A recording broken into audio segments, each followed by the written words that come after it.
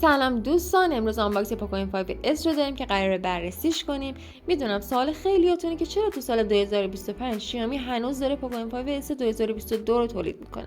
جوابش خیلی ساده است، به خاطر مشخصات خوبش در مقابل قیمت مناسبش که تو رنج قیمت 9.5 تا 10 تومن هستش. باید بگم که رقبای این گوشی تو این رنج قیمت 14C و آصف 6 هستن که به گرد پوکو M5S نمیرسن.